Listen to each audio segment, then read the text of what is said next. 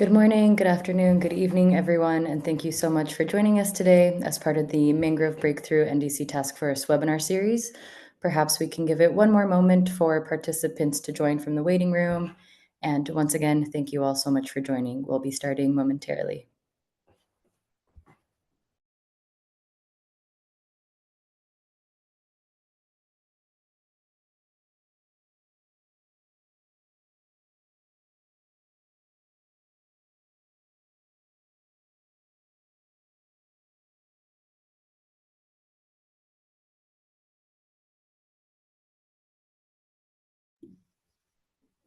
To everyone joining us today, thank you so much. We welcome you to today's webinar, New Guidance for Recognizing Mangroves in Nationally Determined Contributions. My name is Christina Rodriguez, and I'm the Ocean and Coastal Zone Associate with the UN High-Level Climate Champions team. And I'm honored to be facilitating this important conversation today alongside a group of incredible experts and leaders. Thank you so much for joining us as part of the NDC Task Force webinar series.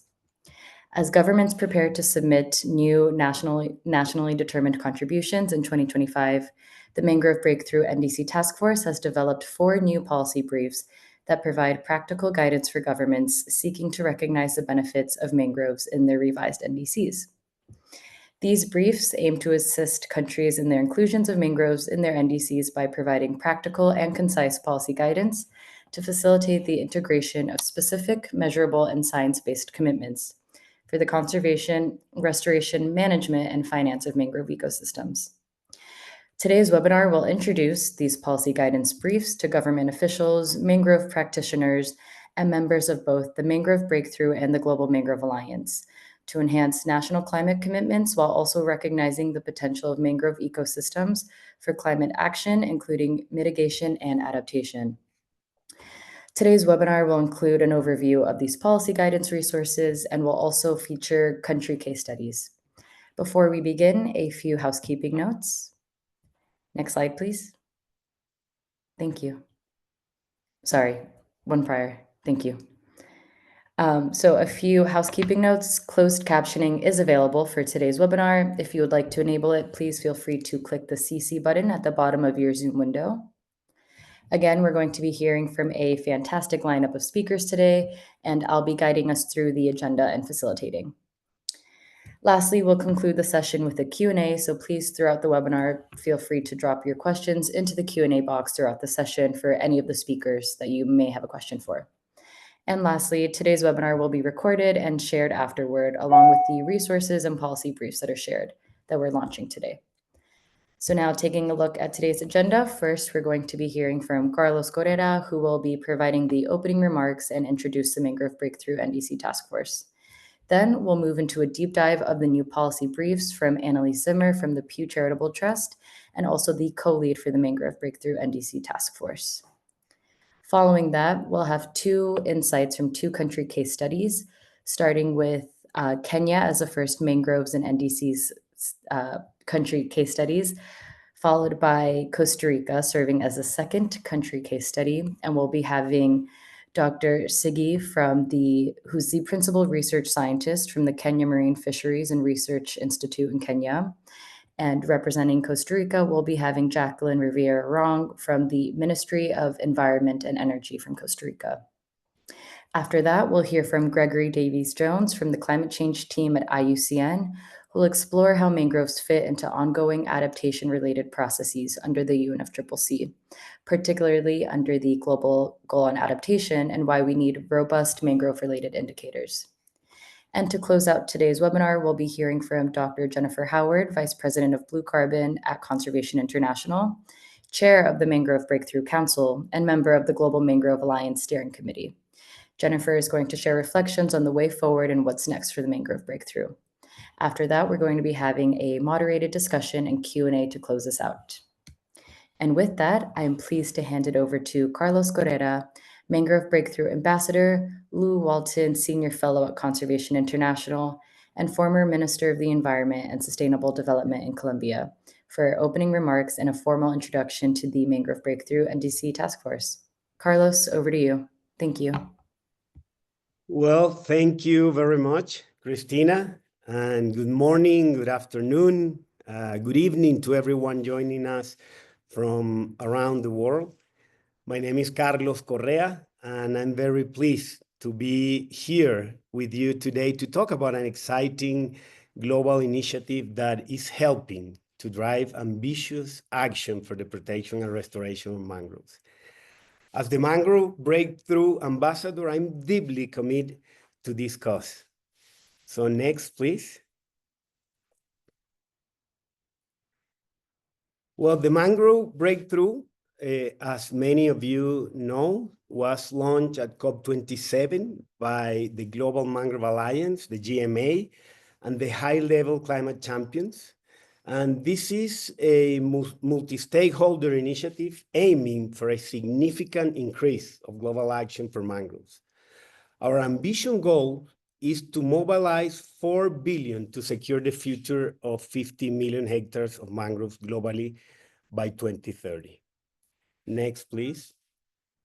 The Mangrove Breakthrough is not just about protecting mangroves. It's about mobilizing collective action to make a real difference. Mangroves are vital for our planet. They protect coastlines, support biodiversity, and help fight climate change. That's why this initiative is so important. So the Mangrove Breakthrough aims to 4 principles: halt the loss of mangroves, restore half of the degraded mangroves, double the protection of mangroves, going from 40% to 80% of protection, and ensure sustainable finance for mangroves globally. Next, please.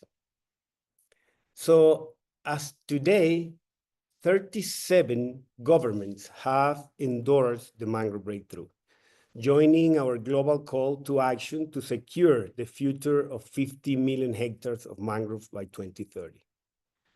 Now, then, national determined contributions, the NDCs, to the Paris Agreement due this September are a timely opportunity for government endorsements to the Mangrove Breakthrough to translate into action. That's my favorite word, definitely, action, because we need action, and this year is the ocean year. So this is a very important moment, and we cannot let it pass. The Mangrove Breakthrough NDC Task Force is an initiative led by partners, including the Pew Charitable Trust, the UNFCCC High-Level Champions, a member of the Global Mangrove Alliance, and other local and global mangrove policy and research organizations. The NDC Task Force is a community of mangrove policy and science experts that provides technical policy and data guidance to Mangrove Breakthrough countries as they develop clear, science-based, and measurable NDCs that recognize the climate adaptation and mitigation benefits of mangroves. Next, please. Now, in addition to providing technical guidance, the NDC Task Force coordinates knowledge sharing opportunities, such as webinars, just like this one, and events featuring case studies and best practices for including mangrove in NDCs. Host an online resource hub with mangrove NDC best practices and practical policy resources for governments. So in this sense, the NDC Task Force has developed the following 4 policies. Christina was just talking about this a while ago. 4 policy briefs to guide governments in including mangroves in their NDCs, and for developing mangrove indicators for adaptation framework. So those 4 policies briefs are reasons for countries to include mangroves in NDCs, examples of past mangroves NDCs, and template language for including mangroves in NDCs. And then the 4th is the case for mangrove-related indicators under the global goal on adaptation. So believe it or not, there's a lot of countries that are still working on this, or maybe some other countries that are not thinking about including mangroves in their NDCs. So this is a very good moment and very good opportunity. That's why I was saying that we cannot let it pass. So the Mangrove Breakthrough offers a unique chance for governments, communities, and partners to collaborate and secure the future of one of our planet's most valuable ecosystems. Together, we can achieve these ambitious goals and make a lasting impact. If your government, because I see many people connected here in the webinar, so if your government hasn't joined the Mangrove Breakthrough yet and is interested, please feel free to reach out. We love to have you on board. I'm very happy to see that we are growing every day. But above all, that we are working together for the same purpose. So thank you very much for being here. Thank you to this amazing team. And I hope we can see each other in Nice in June, in the UNOC, in the United Nations Ocean Conference that will be held in Nice, as you know, in June. So this is the year, this is the action, this is the NDC moment. Let's do it together. Thank you very much. And now I will hand over to Annalise, who will continue the conversation. Thank you very much for your time and attention.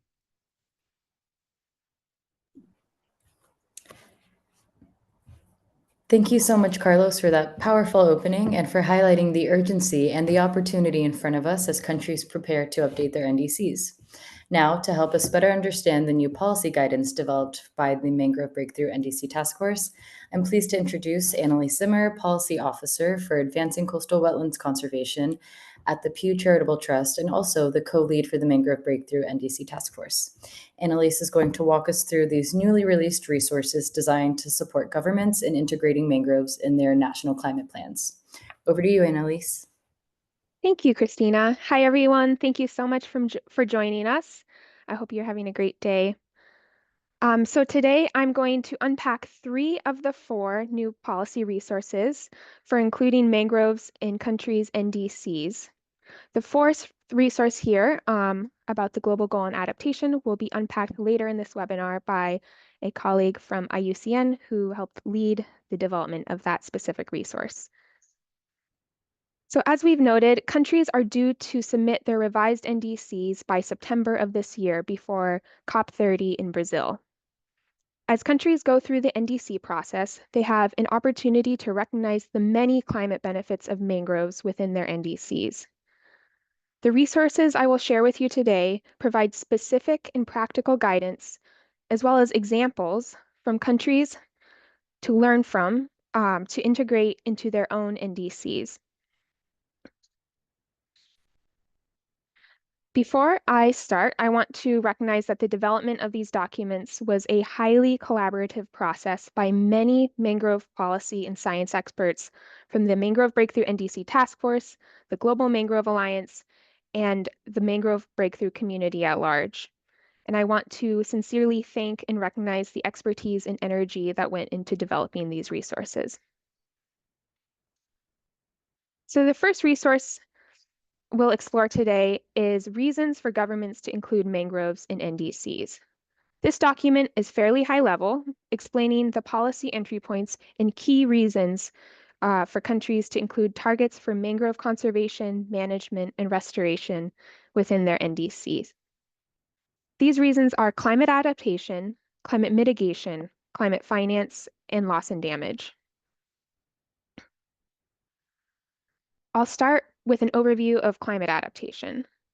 Healthy mangrove systems buffer storms, reduce coastal erosion, and reduce property damage, providing flood protection for over 15 million people globally per year. Adaptation targets in an NDC are a great entry point for recognizing the climate benefits of mangroves. We dive deeper into how countries can do so in both this guidance document as well as the others that I will present later on.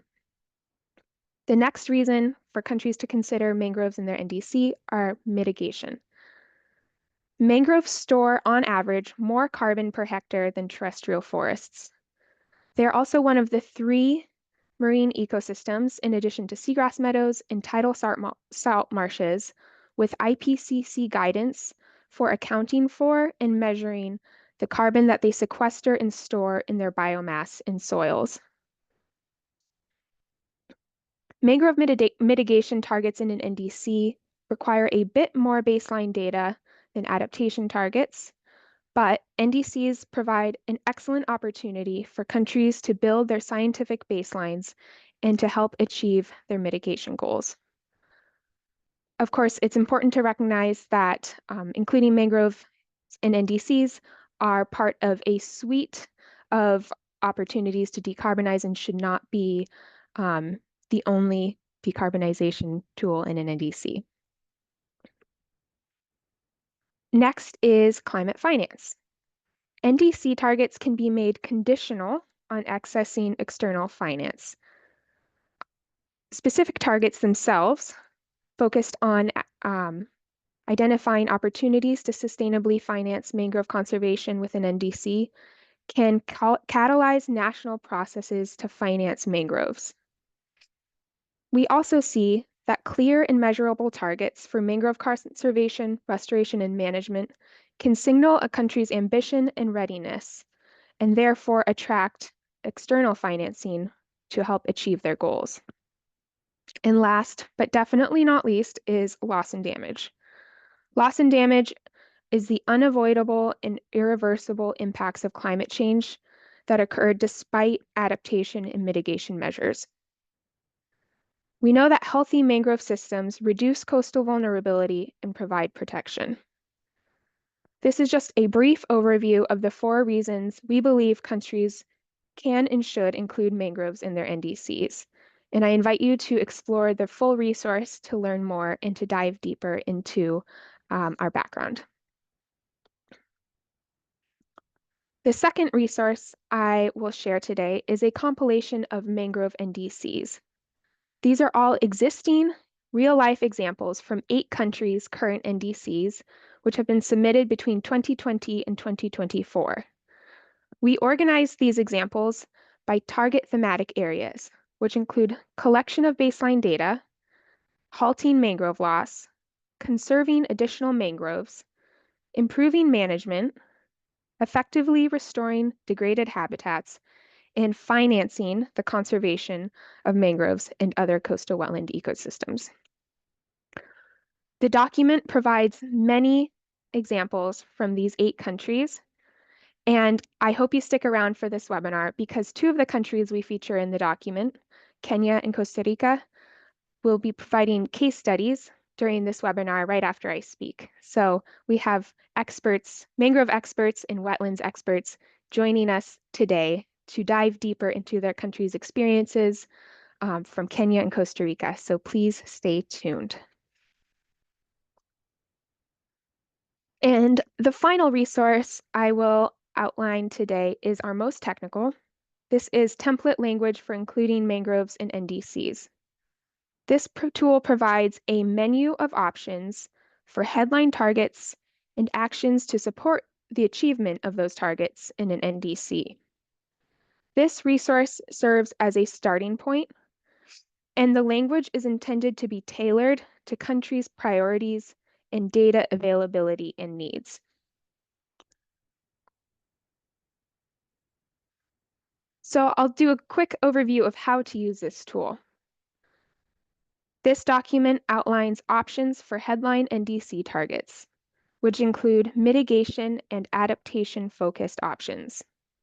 These are time-bound with target years and include measurable goals related to mitigation and adaptation that can be achieved through the conservation, restoration, and sustainable management of mangroves. As I said before, these are intended to serve as examples that should be adapted based on a country's baseline data availability and national priorities. The next portion of the resource provides a suite of template options that, if completed, can help achieve a country's headline target. These are actions that can be included under a headline target in an NDC. We've organized these by thematic area, which are listed here. And for each thematic area, there is a menu of options for countries to choose from and adapt based on their goals. On the screen are a few samples for conservation, baseline data, policies and plans, and finance. So this presentation has barely scratched the surface of what these 3 documents cover. So I really hope that you'll take a moment to scan these QR codes to access the documents themselves and additional resources. On the left, the QR code will bring you to the Global Mangrove Alliance's Resource Hub, where these documents are the first few that are listed on the Resource Hub. The QR code on the right will bring you to our NDC Task Force Resource Hub, where these documents also live, but where we've also compiled a suite of additional resources, best practice guidance to include mangroves in NDCs. So with that, I thank you for your attention. I hope you have learned about some opportunities for including mangroves in your country's NDC, and I look forward to your questions at the end of the webinar. Back to you, Christina. Thank you so much, Annalise, for that comprehensive overview of these timely and very practical tools. To see how these guidances can actually be applied in practice, we're now turning to country case studies. First, we're going to be hearing from Dr. Kipkorir Sigi, the Principal Research Scientist at the Kenya Marine Fisheries and Research Institute. He'll be sharing Kenya's experience in including mangroves in their NDCs and reflecting on the country's path forward. Dr. Lagantsigi, the floor is yours. Thank you. Thank you very much for this opportunity, which is to present what we have in Kenya. So as I've said, I work for Kenya Marine and Fisheries Research Institute, which is an institute mandated to do research in marine environment and freshwater systems and advise the government on sustainable blue economy. Next slide, please. Okay, so we have the updated nationally determined contribution of Kenya, which was submitted to UNFCCC in December 2020. This is the revised, which we were able to ensure that we have ocean climate actions into that document. And you can see there is the policy brief for the work we did in collaboration with the Nature Conservancy and Napier University. Next slide, please. Okay, so in Kenya, it has both mitigation and adaptation issues in the updated NDC, which the first one is harnessing the benefits of sustainable blue economy, including coastal carbon payment for ecosystem services. I would like to mention here that already we have 2 projects which are using sale of carbon credits for conservation of mangroves, and we are in the process of developing another project also. Next slide, please. On the adaptation, we have issues on investment in ocean economy, and there are a number of programs which have been integrated into this adaptation framework as a building block or a baseline for the work. Next slide, please. So in this case, we have 3 or 4 actions. One is about community. So it is, we have seen in Kenya, the most important aspect of policy reform is having a participatory framework for conservation of environment and natural resources. So the first thing we see there is to have, under the environment sector, to enhance community structures or governance and capacity. And then secondly is to look at like a blue carbon readiness assessment, to look at whether we have data, whether we have the right policies in place. And then we come to developing marine spatial planning, and then also promoting nature-based enterprises. And we have a national mangrove management strategy, which is called the National Mangrove Management Plan 2017-2027. And this one is also to integrate this management plan into subnational level. Kenya has a two-tier system of governance. We have the national government and the county government. So the county government are semi-autonomous subnational governments. So here we advocate that the management strategies of mangroves be integrated into the county development plans in the counties which have mangroves. We have 5 coastal counties with mangroves in Kenya. Next slide, please.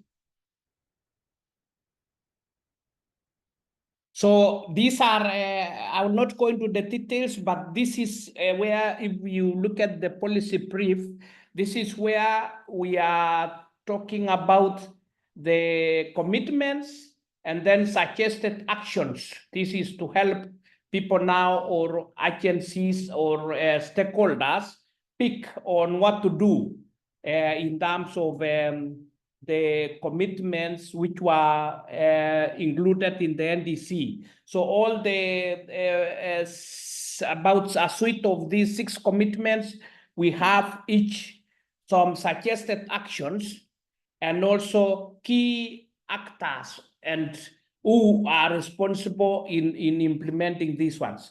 Next slide.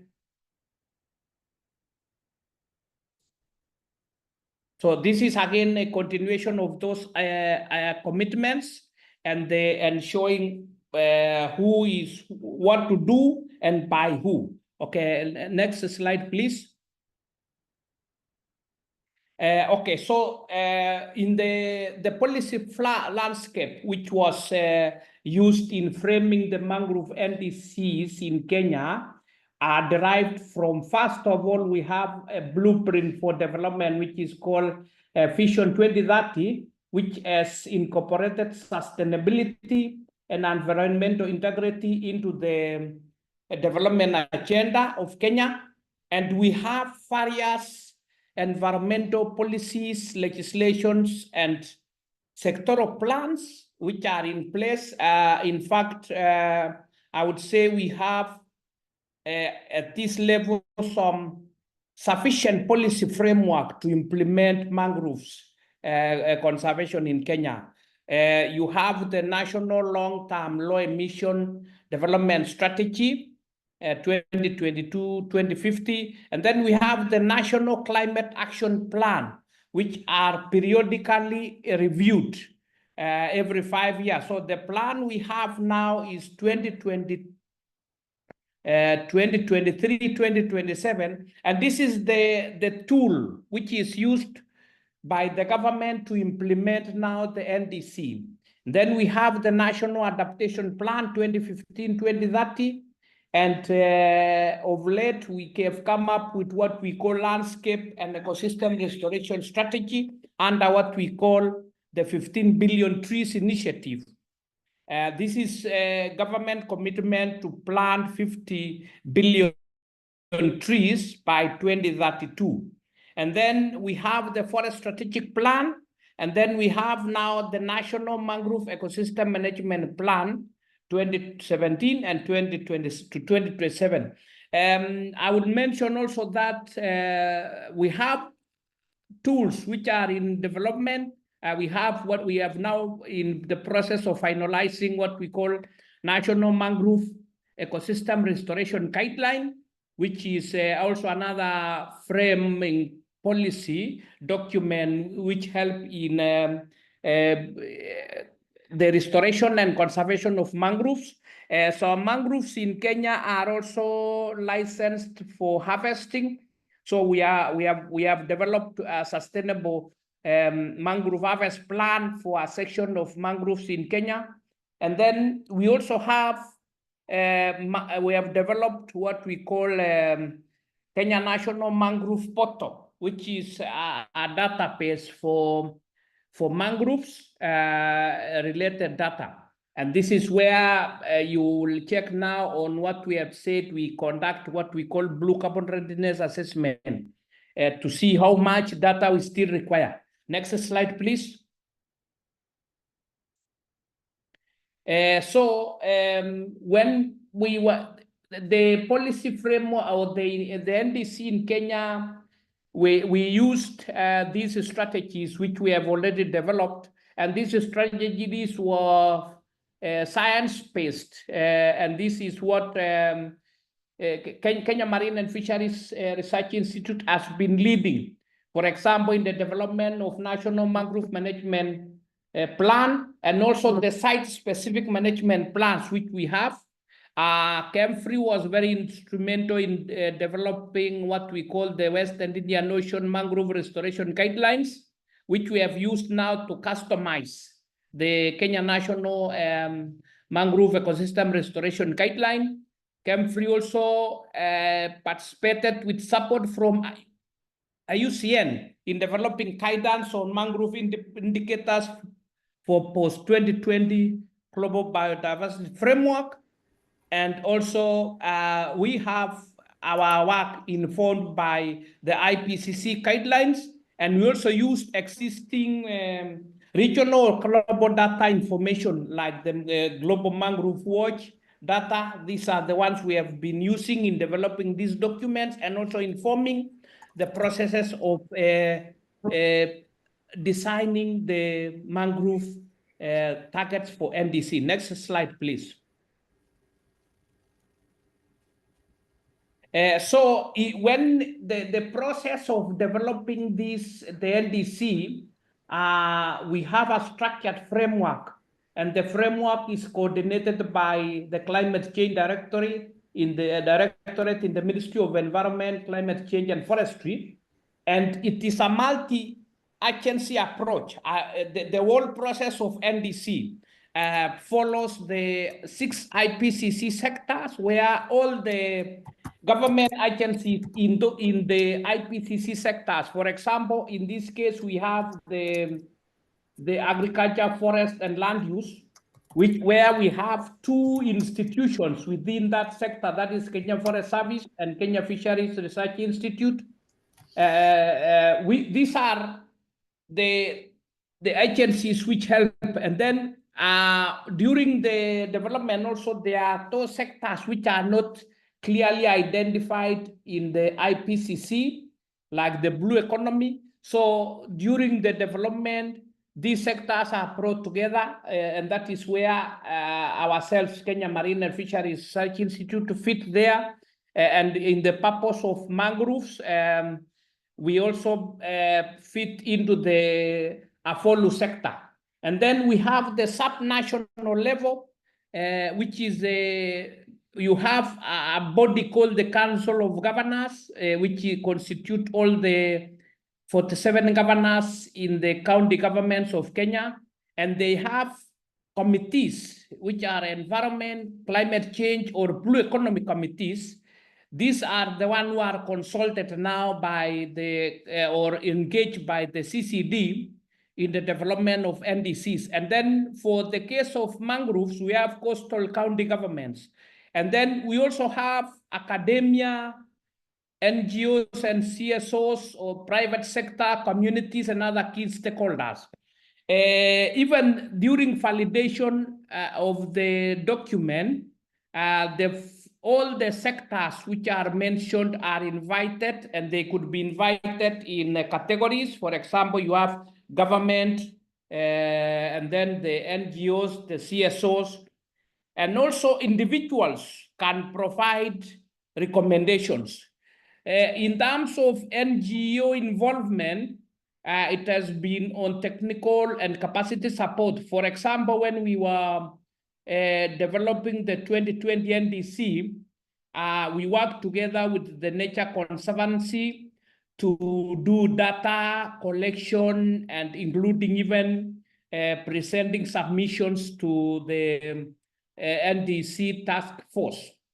And then other things the NGOs do are advocacy, and they can also submit petitions or recommendations if they want to push a certain agenda which is shown to have been left out. Thank you.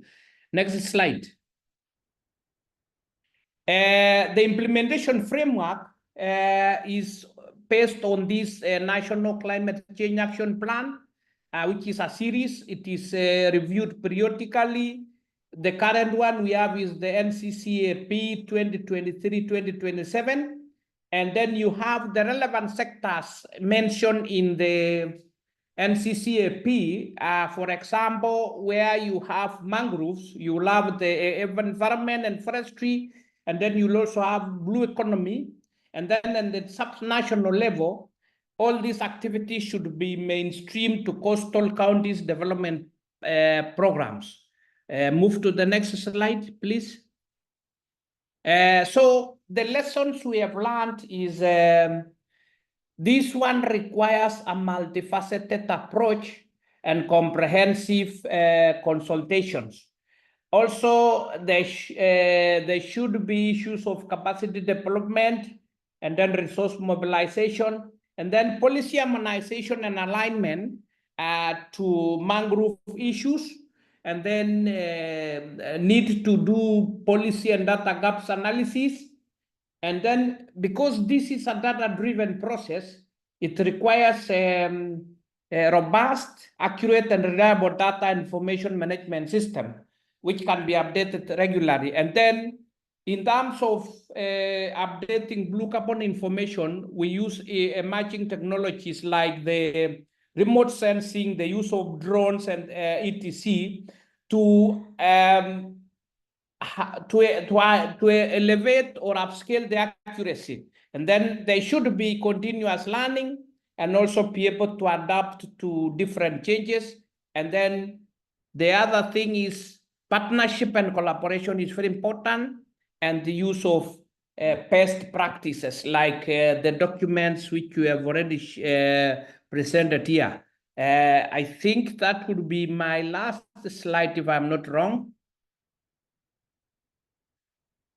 Okay, thank you.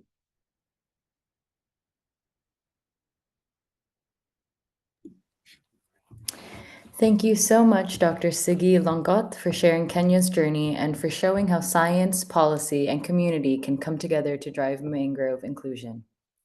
Next, we're going to be hearing from Jacqueline Riviera Wong, wetland specialist with Costa Rica's National Commission for Biodiversity Management. She'll be providing insights to Costa Rica's approach for incorporating mangroves in their national climate strategy. Jacqueline, over to you. Thank you, Christina, and good morning, good afternoon, or good evening to everyone. Thank you for joining us and for your time, of course. I would like to thank the Mangrove Breakthrough NDC Task Force team, because once again, they recognize Costa Rica's progress and how our expertise can be useful for other countries. I have had the privilege of working closely with national blue carbon experts in Costa Rica and supporting the national process over the last 10 years. So thank you very much for this space. And it's interesting the lessons learned from Kenya, because we have a lot of similarities, and we work in different countries, in different continents, but a lot of the information and lessons will be the same. Next one, please. Thank you.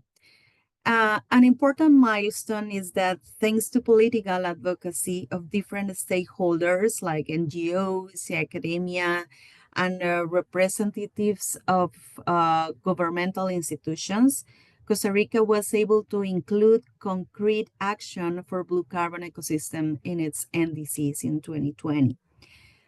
This is important because it provides the political and institution foundation for the country to coordinate its national blue carbon strategy and links the processes that are being carried out. These slides summarize the NDCs in relation to blue carbon in Costa Rica. As you can see, Contribution 9 is related to ocean and water resources, including mangroves, and includes most of the actions under adaptation. At the same time, Contribution 11 includes one of the commitments mostly linked to mitigation monitoring. And I would like to share that less than 3 months ago, Costa Rica was able to incorporate blue carbon data from mangroves into the national greenhouse gas inventory related to the implementation of the IPCC wetland supplement. So this is a very good news to share. Next slide, please. And this is about what was the process of designing these targets. First, it is important to identify the state institution leading the process. In case of Costa Rica, it has been the Ministry of Environment, and for the year of preparation of that NDC 2020, the Vice Ministry of Water and Seas was the thematic leader. There was also support from the different NGOs like Silvestrum Climate Associates. The second phase was to identify the governmental institution that will implement the action proposed in the NDCs.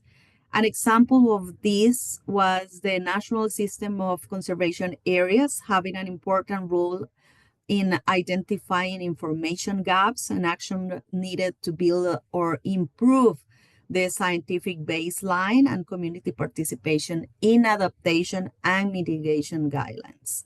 And finally, partners who can undertake technical analysis to link efforts with reporting mechanisms such as the National Greenhouse Gas Inventory. Next one, please.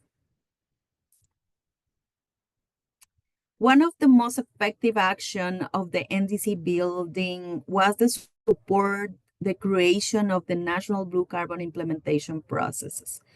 This is a framework that helps us at the national level to link the commitments of the NDC and other national mechanisms related to climate policy with the actor responsible for their implementation and the contribution of each issue to others.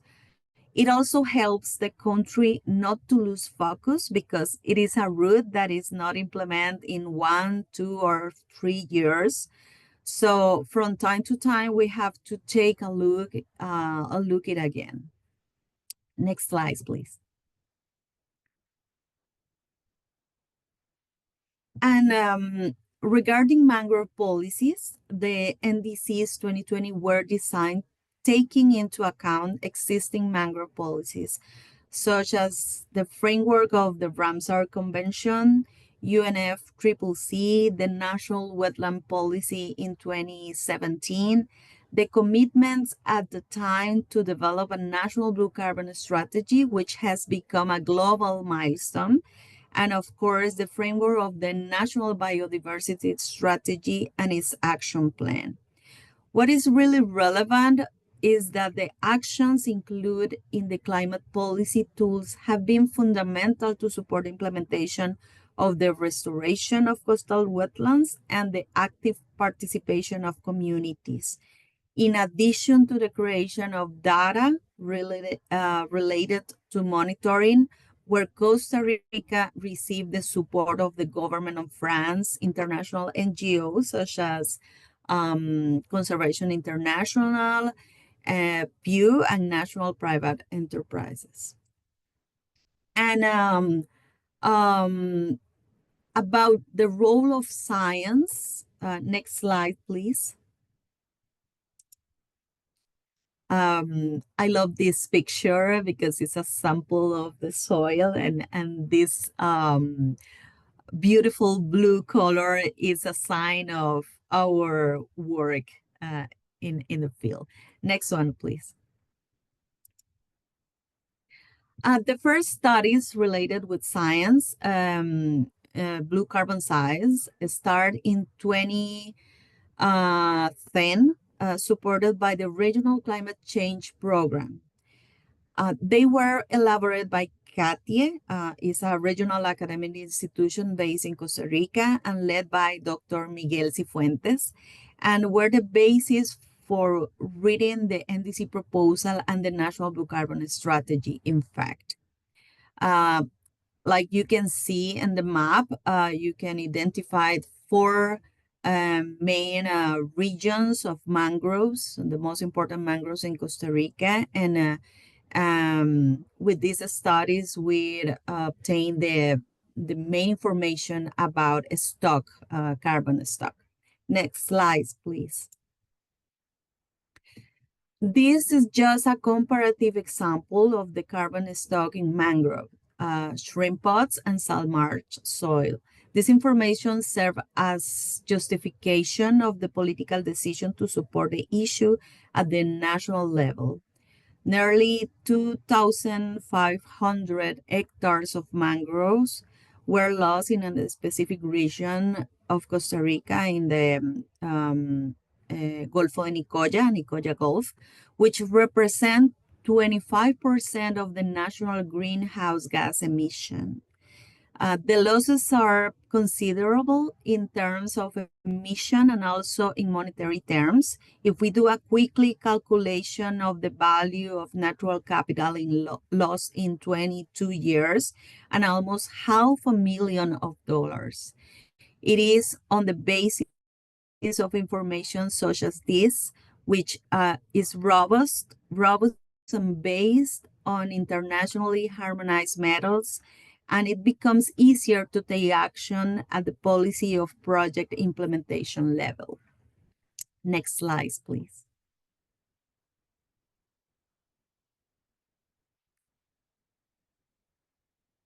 Thank you.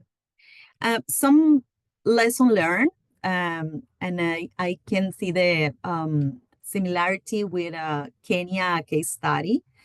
In the process of building NDCs, we can have several types of goals that support management, conservation, restoration, and finance.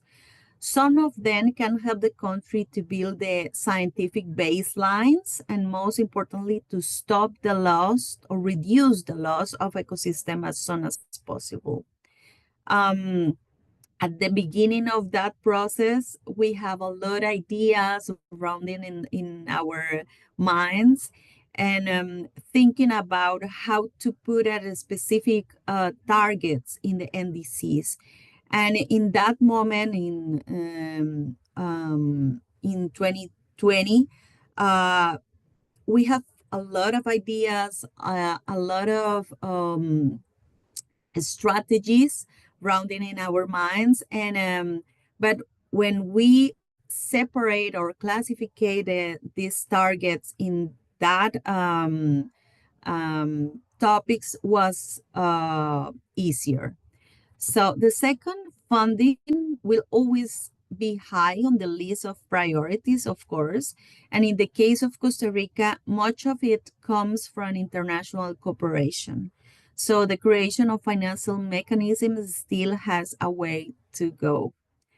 The third lesson is improving the technical capacity of implementers in the country or in the region.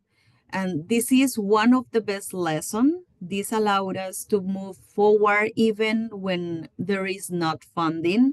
The message we want to share is that the most important thing is not the sale carbon units, and the most important thing is the conservation of blue carbon ecosystem and the restoration so that they can be able option of the menu of ecosystem-based solution to the climate crisis we have today. So funding and technical capacity not always are in the same level. So if we have people very with the best capacity in our country, in our region, we can advance quicker. And finally, we cannot achieve goals if we have insulated. So working together can be planned locally, nationally, or regionally, and we all have something to contribute. Thank you so much for next one on the final. Thank you so much for having this space. Of course, Costa Rica have a very long way working in blue carbon, but still we have a lot to do in the near future. So thank you, and back to you, Christina.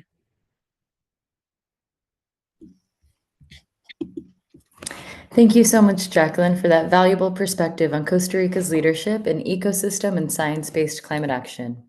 To broaden the lens a little, we're now going to shift to the global policy space, and we're going to have Gregory Jones from the climate change team at IUCN and the Friends of Ecosystem-Based Adaptation to share some insights from the policy brief titled The Case for Mangrove-Related Indicators under the Global Goal on Adaptation. He'll be speaking to how mangroves can be recognized not just within a country's NDCs, but also in other key UNFCCC processes like the Global Goal on Adaptation. Gregory, the floor is yours. Thank you. Hello, everybody, and thank you very much to Christina and to all the other speakers here today. It's fantastic to hear what's going on in this space at the moment, both globally, as we've heard, and also at the country level. My remarks will complete the roundup of the guidance documents that were initially summarized by Annalise earlier. And as you've heard, I'm here representing IUCN, but also FIBA, which is the Friends of Ecosystem-Based Adaptation Network. Essentially, we're a global hub for policy and practice stakeholders to elevate the role of ecosystem-based adaptation, particularly in global policy processes. Now, the guidance document that I will summarize today is a product. It's a collaborative effort that was put together both with partners at FIBA, the Secretariat, but also, of course, with the NDC task force and other partners and experts related to the mangrove breakthrough. Next slide, please. To begin, it's probably helpful to have some sort of context-setting introduction to the GGA. So at COP28 in Dubai, countries finally agreed on a framework for the GGA, known as the UAE Framework for Global Climate Resilience. And this had specific targets to track progress. 7 of them are thematic targets, so related to different sectors, such as in water and poverty and health. And also 4 dimensional targets, as they're called, which relate to the cycle of adaptation itself. And really, this marked a big step forward for work under the GGA. And as a part of that negotiation, it was also agreed to initiate a work program known as the UAE Belém work program to produce a set of indicators then to measure progress towards these targets, culminating at COP30 this year. Now, it wouldn't be undue to say that this is really a colossal task. As we know, adaptation is extremely context specific, and visions of success mean different things to different people. There's no single metric for tracking adaptation progress, as we may have, for example, with mitigation. And initially, therefore, I believe there was over 5,000 indicators that were submitted as a part of this work. And of course, then this was a really big task for all of the expert working groups involved in refining the indicators down. Being a organization focused on nature-based adaptation, we were particularly interested in target 9D of the GGA, which is focused on reducing climate impacts to ecosystems and biodiversity. So in collaboration with the NDC task force and partners, we wanted to produce this brief, and we felt the best way to do that was to present a certain narrative, and that narrative is pretty much shown on the screen now with these 3 or 4 different content sections. So initially we wanted to provide a summary of what are the mangrove benefits for climate adaptation and resilience. And I think we've heard a number of those benefits today, both in terms of resilience and its benefits to both society and nature, but also then on the mitigation side also, as we know, mangrove forests are very effective at storing and sequestering carbon. As such, the health of mangrove ecosystems is very important to support global adaptation and resilience, and specifically here to the attainment of Target 9D. And for that reason, then that's why we're making the case for adopting mangrove-related indicators under the GGA. And two specifically, one is on changes to mangrove habitat extent, and the other one is proportion of mangrove ecosystems that are under protected areas. Crucially, these indicators are also supported by existing near real-time consistent data under the Global Mangrove Watch. And I'd like to also thank the science team and experts that are part of that enterprise for all of their support and guidance in producing this brief. Also, alongside the pre-existing data and the availability of the data to support these indicators, there are also a number of other very important considerations that were agreed upon as a part of the GGA process, and which these specific indicators offer. One of those is on offering complementarity between other GGA targets. So, as I mentioned before, there are thematic targets and there are dimensional targets.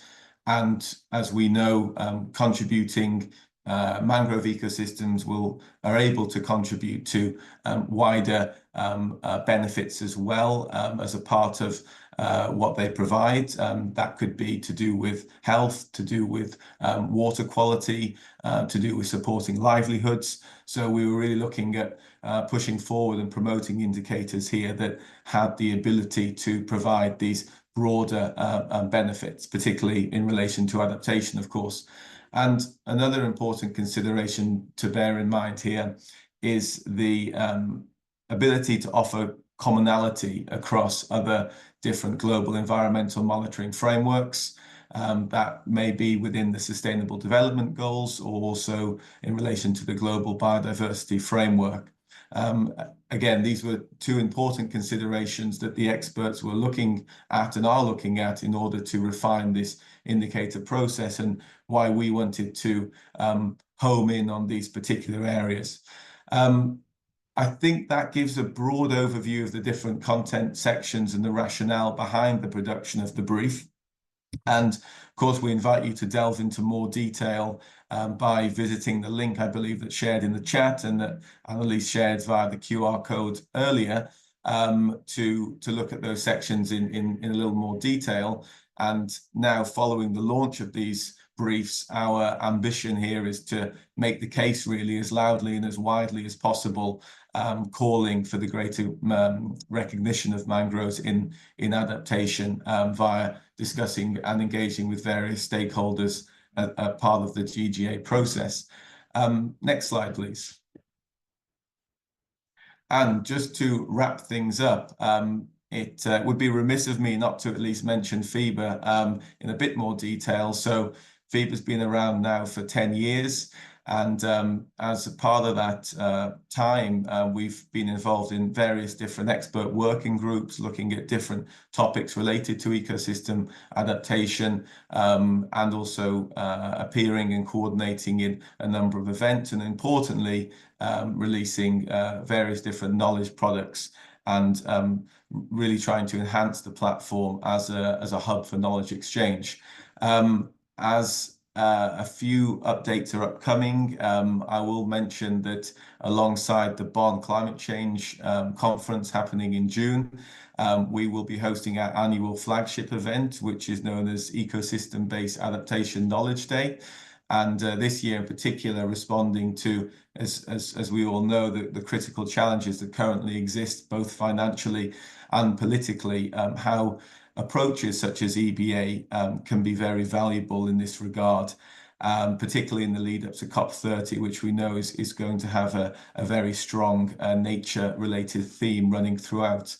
The QR code that you can see on the screen will take you to the FIBA website. We also invite you to explore joining the network. I'll note that joining is at the organizational level rather than the individual level. But if you are part of an organization or a group of people, then please let us know and reach out, and we would love to hear from you. And also you'll be able to find more information, including signups to EBA Knowledge Day happening in June alongside the Bonn Climate Change Conference this year. So with that, I'll thank everybody for joining here today and hand back over to Christina. Thank you. Thank you so much, Gregory, for highlighting those crucial linkages between mangrove ecosystems and global climate adaptation frameworks. To help close today's formal remarks, we're honored to have Dr. Jennifer Howard, Vice President of Blue Carbon at Conservation International, Chair of the Mangrove Breakthrough Council, and a member of the Global Mangrove Alliance Steering Committee. Jennifer is going to offer some reflections and closing thoughts before we move into our discussion. Jennifer, over to you. Hi, everybody. Thanks so much. I'll keep these brief. I do want to get into the conversation, which is usually the most fascinating part of any of these webinars. It's been really great to listen to all the amazing work that's going on and to hear specifically from the leadership of countries like Kenya and Costa Rica that have really done a lot to highlight the role of mangroves in the fight against climate change, both for mitigation and adaptation. And, you know, I'm sitting here listening, and I was remarking to somebody just yesterday that as somebody that's in the climate change space, for a long time now, we've sort of been told, you know, we need to really focus on the positive, what we can do. Don't focus on the negative. Nobody wants to hear so much doom and gloom. And while I agree with that, I am wondering if it is time to start maybe adding a little bit more of the fear I know I feel back into some of these conversations. And I think that's where, while mangroves are a relatively small ecosystem, they are one that pack a huge punch when it comes to mitigating climate and when it comes to protecting our global coastlines, where we have probably the largest percentage of the population either living or moving to those areas as the economic opportunities become, you know, greater along the coast. And so really, you know, looking at how we can use this ecosystem to, you know, not only fulfill countries' obligations under their NDCs, but also things like their SDGs, biodiversity targets, poverty alleviation. I think that these ecosystems provide just a wealth of solutions that haven't really fully been tapped into just yet. And, you know, reflecting on the previous NDC cycle, you know, the emphasis was really on raising ambition and setting bold targets. And we saw those today with Kenya and Costa Rica. But now with the NDC updates that are underway, we must focus our shift our focus more decisively to action. And Carlos really mentioned this at the beginning. That's our favorite word, is action. This is the time to really translate those ambitions into measurable, science-based, and implementable strategies that safeguard and restore mangrove ecosystems at scale. And, you know, as I've said, Kenya and Costa Rica are really two examples of real leadership by recognizing mangrove's dual role in mitigation and adaptation and including them in their NDCs and their implementation plans accordingly. I would also be, you know, remiss if I didn't talk a little bit more about how the Mangrove Breakthrough and the Global Mangrove Alliance can really assist countries in this process and provide some collaboration when it comes to how we accelerate this transition from policy to finance to on-the-ground restoration and conservation. You know, as you heard from Carlos, these initiatives aim to halt mangrove loss, restore what's been degraded, and double the area under protection by 2030. And this is pretty ambitious, but it's also essential. And the theory of change that those groups have is that we start really with what we're talking about here, like national commitments and action. Those NDC commitments, they give the signal that your country is ready to move. You're ready to do something. And the GMA can provide some technical support along with national institutions, academic organizations, and other local scientists. And they can provide things. We heard how Global Mangrove Watch is being used by some countries for, monitoring the mangrove overall area, what's happening there, what's being lost and where.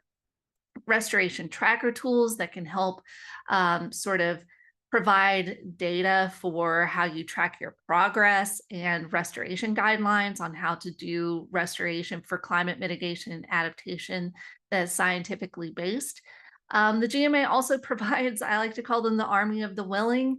We have over 100 members across the world, and I think more than 14 chapters now, which are sort of these systems of really pulling all the local actors together in one place to sort of get behind a unified national strategy that is aligned with national government plans. And we heard from some of the lessons learned that bringing all of those actors together is a really big benefit to really moving things forward.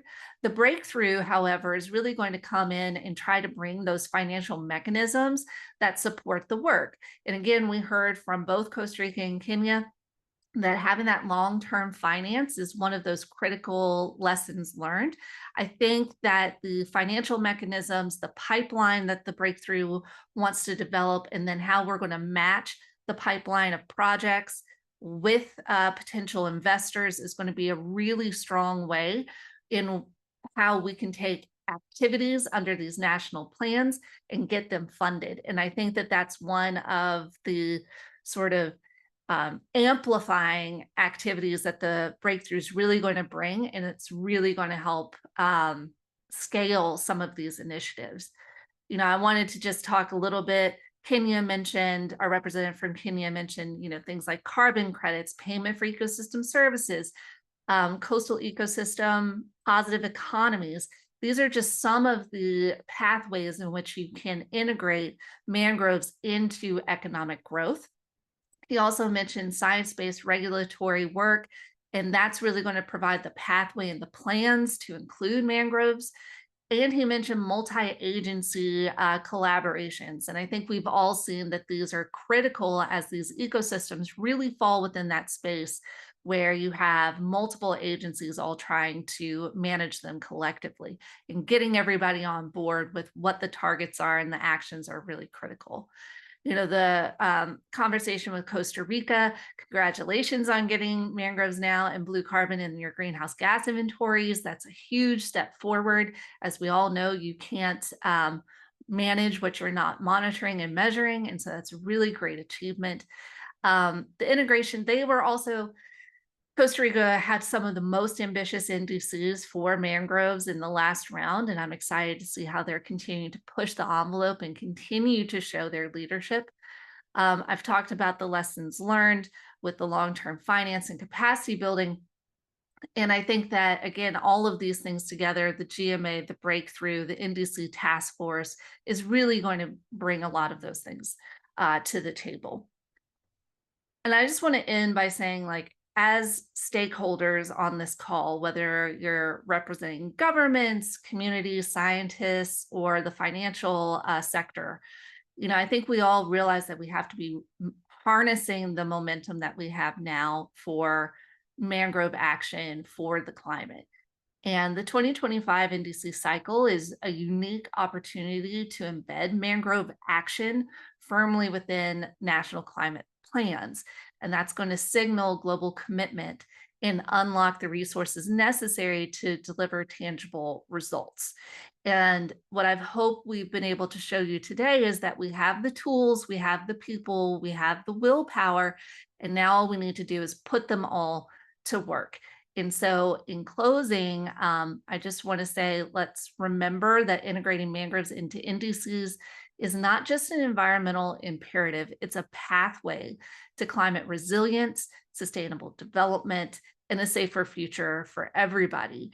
And while we continue to push for ambition, now is the time to be bold and coordinate immediate action. And I just want to say that the Mangrove Breakthrough and the Global Mangrove Alliance and all of us here are here to help and to assist and provide you with anything that can help integrate mangroves into your NDCs in a way that is meaningful to your country, that is science-based, and that will help you meet your targets. And that's really what we're here to do. So I want to just say thank you, everybody, for your engagement and dedication to this cause, and happy to pass it back so that we can have a wonderful discussion. Back to you, Annalise or Christina. Thank you so much, Jen. So now we are going to, yes, thank you for your closing remarks and for reminding us the really critical opportunity and the collective momentum that's building around this work of scaling mangrove interventions in national climate strategies. It's much appreciated. And so with that, we now have time for discussions and audience Q&As. I'll be moderating this portion of the webinar, and we encourage, there's already some questions in the chat, which is excellent, but we really encourage each of you to continue submitting your questions in the Q&A box if you haven't already. And so with that, let's begin with the few that have come in. The first question is a question for Dr. Siggy. It starts with, thank you for sharing with us Kenya's approach. My question is about the level of engagement of the local communities in the design of the plan. Can you provide examples of how communities are or have been engaged in these activities? Are any of these activities community-led?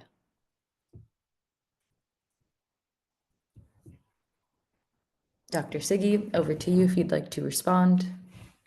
Okay, thank you, Christina. And I think that is a very nice question. I will start by saying in Kenya, when the policy reforms were initiated, it was aimed at bringing participation of particularly communities. So for forest sector, which mangroves are, we have what we call participatory forest management framework, where communities come under legal entities called community forest association. So there is in Kenya a network of this community forest association, and at the highest level of Kenya Forest Service, the representative of community forest association sits in the board of Kenya Forest Service, and it is through these processes that representative of communities are always engaged when there is a need be or when there is a policy development. So communities have been engaged through this structured framework, the Community Forest Association, and also in marine ecosystem, we have what we call beach management units. These are also communities coming together to co-manage with the government. So they are always involved through such processes. And also the NDC process is open also to everybody, even as an individual person is allowed to make submissions to the process. So I hope I've answered the question, but I'll be available through my email or any other forum for more exchange. Thank you.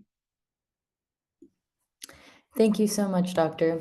The next question that we have is for Jackie, and it's asking if you can please speak more about how the National Blue Carbon Strategy has helped to advance implementation. Thank you.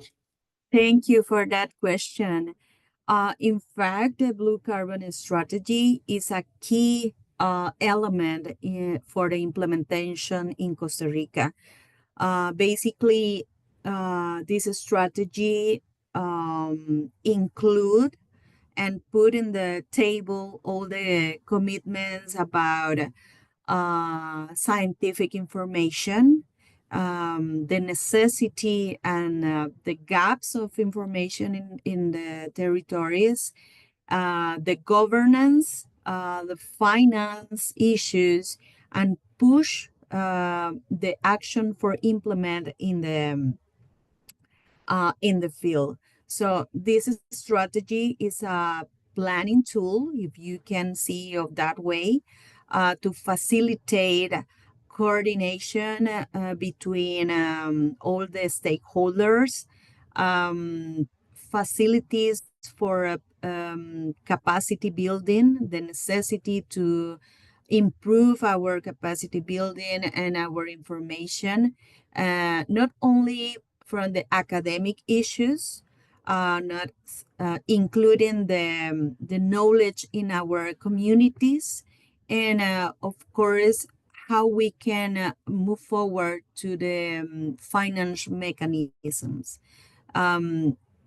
In conclusion, our blue carbon strategy is a planning tool to support the implementation in the field, and to put in priorities the different action related to blue carbon, no matter if it's in this government or in the next one.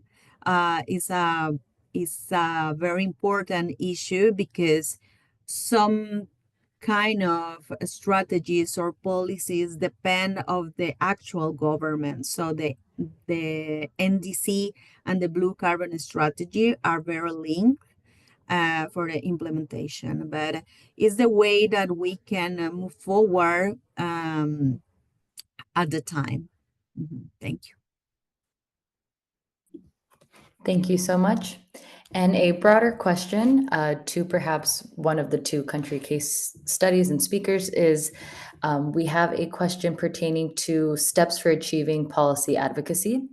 And if either of you can please share advice or more specific lessons learned on the types of engagements or processes for dialogue with governments that were most successful to ensure uptake of reform to have mangroves in NDCs. For example, perhaps national policy dialogues and or relationship building with key government focal points and or awareness raising. Thank you.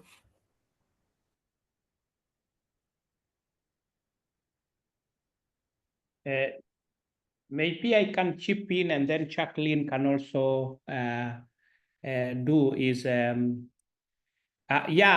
we have some framework, like during the development of the NDC in Kenya is the processes had categories where you have government agencies through consultative workshops based on the sectors. So the sectors, the 6 sectors of the IPCC, and then there was also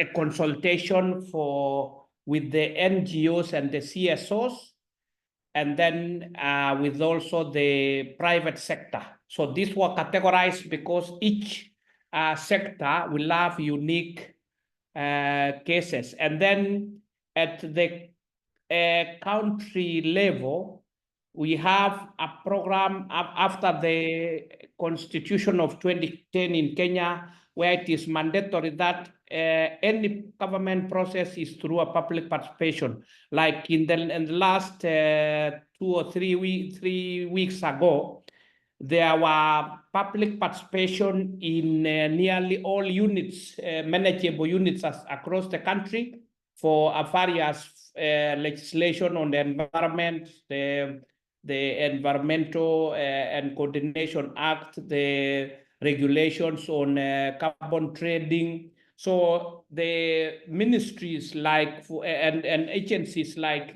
Kenya Forest Service, and which I've seen some of the Kenya Forest Service staff are in this meeting, they were engaged across the country under public participation. So this is where the notices will be given that there will be a public participation, or for example, on carbon trading regulation, which will be held at various locations like schools or even the officers of the what we call the chiefs, which is the representative of the president at the lowest level. So people now are in it is like a public meeting where everybody goes there and they give their own views.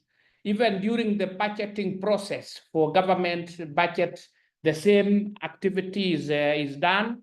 And if somebody feels aggrieved, will go to court and say this process was not subjected to public participation. And we have had some legislations in Kenya which are stopped because of not having the public participation framework, where you have to advertise in widely circulated media.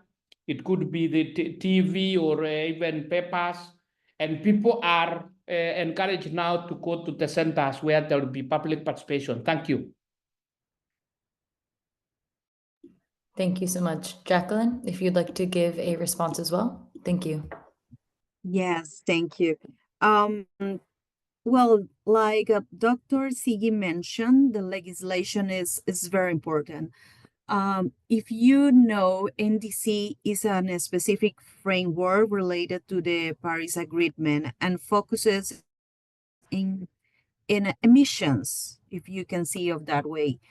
But all the countries have different commitments related with another international commitments. Like I like to use the example of Ramsar Convention because before NDC framework and Paris Agreement, the different countries has commitments related or in the framework of Ramsar. For example, mapping and identify the different wetlands ecosystems. And if we talk about mangroves and seagrasses and marshes are included in the wetland inventory of Ramsar. So the countries has a specific targets related with Ramsar or with the Climate Change Convention or the certification convention. And we can use that commitments to include and to put more energy and priority using the NDC like a catalyzation way to improve that actions. And the another lesson or a specific advice is the types of engagement of the processes. Always using dialogue with the governments and with the other institutions. And if you remember the chart or the scheme that I present in my slides, is the way to identify the role of each institution or each partner. No matter if you are a community, a coastal community, or an institution or a member of the academia, national or regional, you can see your role in that scheme. So this is important to maintain the dialogue alive during the year. So this is two ways to share how effective will be or was the process in Costa Rica.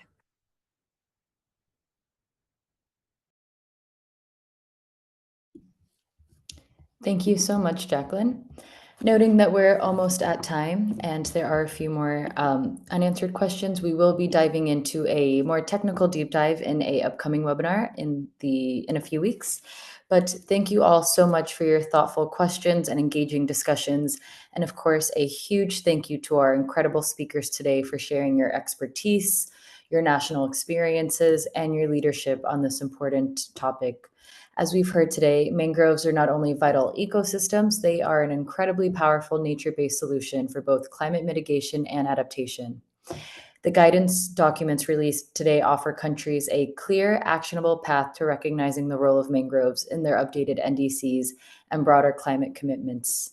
Before we close, just a few final reminders. Today's webinar was recorded, and we'll be sharing the recording and all the policy briefs and resources with you all via email afterwards. The resources are also available through the Mangrove Breakthrough and the Global Mangrove Alliance platforms, including some of the resources that were also referenced. And if you'd like to stay engaged or have follow-up questions, please feel free to reach out to me using the email address that's on the slide there. And again, we invite you to join us for the next NDC Task Force webinar on May 27th, which is opportunities for including mangrove data in NDCs. So again, that's going to be on May 27th. And we look forward to welcoming you to that webinar. And on behalf of the Mangrove Breakthrough NDC Task Force, the UN Climate Champions team, and the Global Mangrove Alliance, and on behalf of all of our co-hosts, thank you again for joining us today. We hope you leave inspired, informed, and ready to take action. Wishing you all a great rest of your day. Thank you so much, and goodbye for now. Thank you everyone so much for joining. Bye. Take care. Bye everyone.